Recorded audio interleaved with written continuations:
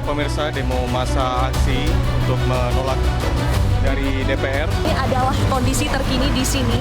Tinggi air mungkin boleh jadi 70 sampai 80 cm. Tapi sebagian kita harus menunduk ataupun berjongkok.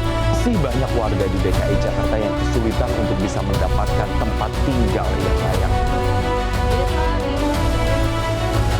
Hari ketiga upaya pencarian terhadap jurnalis Metro TV yang sangat berdedikasi dan juga saudara kita bersama Sardir Helmi. Untuk arah ke selatan, untuk arah ke Kota Jakarta.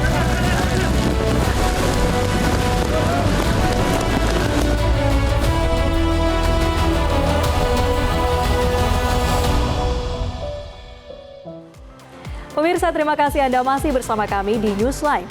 Media Group Network menggelar rangkaian Journalist Day 2025 dengan tema Beyond Limits yang juga merupakan perayaan Hari Pers Nasional. Dan kini kami akan hadirkan wawancara khusus dengan jurnalis senior Metro TV Ahsanul Atto yang akan berbagi pengalaman selama menjadi jurnalis. Kita simak pemirsa.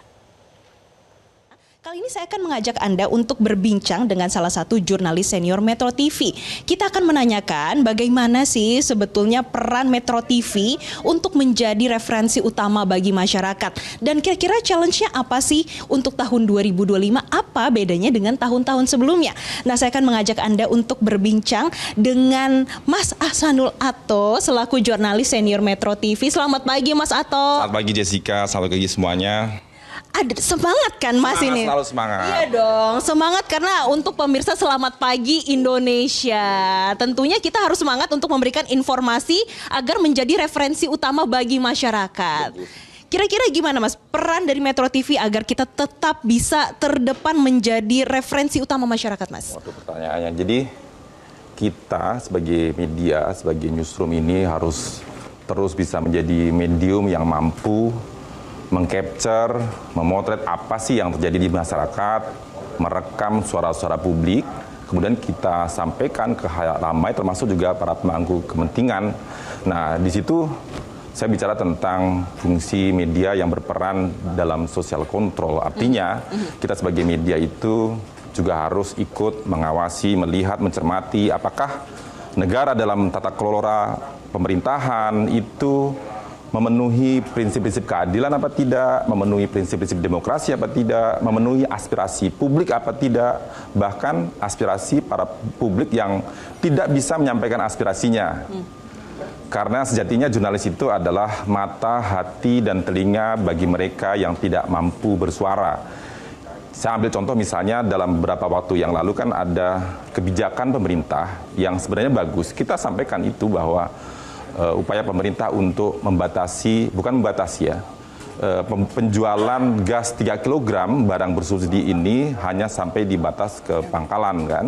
Kemudian melarang pengecer tidak boleh menjual gas 3 kg ini. Tujuannya kan bagus, kita sampaikan juga bahwa ini adalah kaitannya untuk menjaga disparitas harga masyarakat, menerima barang subsidi itu harganya murah gitu, kemudian tidak ada penyelewengan, tapi apa yang terjadi di masyarakat kita potret juga. Di situ kan ada antrean akhirnya, masyarakat harus menunggu berjam-jam, terjadi kelangkaan, berjalan harus sekian puluh kilometer, kos dikeluarkan. Jadi itu kita rekam semua, bahkan ada satu suara dari seorang warga namanya Pak Effendi, saya ingat betul itu, dia bilang jangan ganggu kemiskinan kami, kata dia gitu.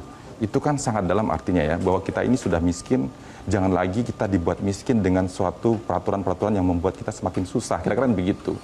Nah, di situ kita pertemukan, ternyata logika pemerintah dengan apa yang terjadi di masyarakat itu tidak sama, karena di lapangan kita membutuhkan sesuatu yang lebih kompleks lagi. Akhirnya kemudian ketika itu terangkat ke publik, kemudian didengar oleh otoritas, kemudian Presiden memutuskan bahwa pengecer boleh menjual lagi gas. Ini satu contoh sebagai social control tadi itu. Nah, kalau kita terus bisa menguatkan peran media di situ, artinya media sebagai pilar demokrasi itu akan semakin kokoh sekaligus menjaga demokrasi itu. Karena demokrasi itu harus terus kita rawat, kita jaga, dan terus kita perjuangkan, Jessica. Begitu. Outputnya berdampak bagi masyarakat. Betul. Dan tentunya kita juga memiliki peran mengedukasi masyarakat, Mas Sato. Bagaimana peran media sosial saat ini? Banyak sekali masyarakat ini terpapar media sosial. Tapi kita sebagai Edukasi. Metro TV juga harus memberikan edukasi, memberikan akurasi terutama bagi para masyarakat. Kita punya platform Knowledge to Elevate.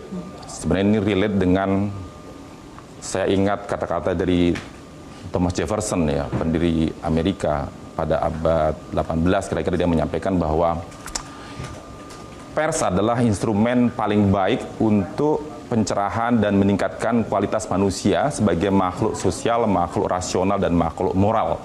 Nah, kita dalam konteks kekinian ini, dengan arus informasi di media sosial, kita nggak bisa hanya bermain atau bergerak pada sesuatu yang viral. Nah, sesuatu yang viral muncul di permukaan, kalau misalnya kita ikut arus di situ, mungkin memang banyak penontonnya, mungkin banyak viewsnya, karena itu diminati publik. Tapi apakah viral itu sesuatu yang dibutuhkan publik? Kan belum tentu. Belum tentu viral itu memiliki nilai berita. Sesuatu yang viral itu belum tentu penting buat publik, tapi kita terus harus memberikan pengayaan, keragaman informasi sebagai bagian dari kita mengedukasi masyarakat. Itu sudah tanggung jawab kita. Kita harus menjadi bagian dari masyarakat memiliki pengetahuan yang luas untuk kehidupan masyarakat itu lebih baik lagi. Kira-kira begitu. Tapi kan tentunya kita ada perbedaan ya Mas, zaman sekarang dan juga sebelum-sebelumnya. Sekarang media sosial sangat cepat, kemudian teknologi juga sangat banyak, untuk mengaksesnya sangat mudah. Banyak sekali hoax di luar sana, tapi kita Betul. sudah memberikan informasi yang akurat dan juga sudah terverifikasi begitu. Nah, tantangan-tantangannya itu apa saja selain media sosial yang seperti itu, Mas? Tantangannya, bagaimana masyarakat sekarang itu cara mengkonsumsi informasi kan berbeda. Jessica kalau melihat berita pakai apa? Sekarang sudah dengan handphone saja semuanya. Dari Instagram, bahkan dari TikTok, begitu. Jadi pola konsumsi masyarakat terhadap informasi itu berbeda. Otomatis penyajiannya juga berbeda, tapi dari segi bagaimana kita prosesnya mencari informasi, reformasi, kemudian substansi informasi tetap sama. Challenge-nya di situ, bagaimana kita mendeliver itu adalah sesuai dengan platform-platform yang saat ini existing, diminati oleh masyarakat. Otomatis kita harus beradaptasi, challenge-nya ada di situ. Tapi selain dengan teknologi yang saat ini semakin cepat, kira-kira masih ada challenge lainnya nggak sih Mas yang dihadapi? Challenge lainnya adalah soal transformasi teknologi segala macam kan. Kecepatan itu adalah sebuah keharusan, karena kan kita berkejaran dengan informasi yang disampaikan oleh masyarakat sendiri. Masyarakat bisa menyampaikan informasi dengan media sosialnya, maka kita harus berkejar-kejaran. Tapi jangan lupa, kita harus tetap akurat, kita harus memverifikasi data. Nah, sekarang ada AI. AI menurut saya adalah justru memperkaya kita tentang informasi. Tapi tugas kita sebagai jurnalis, AI itu buatan manusia, tapi bukan manusia. Dia tidak memiliki rasa, tidak memiliki karsa, tidak memiliki empati, tidak memikirkan dampak apa yang disampaikan kepada masyarakat. Justru jurnalis itu menempatkan dia. Media itu menempatkan informasi itu pada konteksnya, menempatkan informasi itu pada nilai-nilai yang tadi saya sampaikan. Itu maksudnya. Tetap harus cepat, tapi aku gini, misalnya nih, saya lihat nih teman-teman kalau lihat nih. Saat siaran ini, ada banyak orang di belakang ini, mereka menemukan informasi sehingga sesuatu yang terjadi di masyarakat itu segera terdeliver secara cepat. Karena itu dibutuhkan kecepatan, dibutuhkan koordinasi segala macam. Tapi jangan lupa, kita harus memverifikasi. Kita harus mengkonfirmasi benar apa tidak, jangan asal cepat saja. Itu tantangan serius gitu. Ini teman-teman gitu. Nah, kira-kira begitu. Oke. Sebenarnya masih banyak yang pengen saya sampaikan. Masih banyak yang pengen disampaikan, insight-insightnya luar biasa loh. Terima kasih banyak Mas Ato selaku jurnalis senior Metro TV sudah membagikan ceritanya bagaimana Metro TV tetap menjadi referensi utama bagi masyarakat, social control, dan juga bagaimana mengedukasi masyarakat. Terima kasih Mas Ato. Selamat kembali bekerja Mas Ato.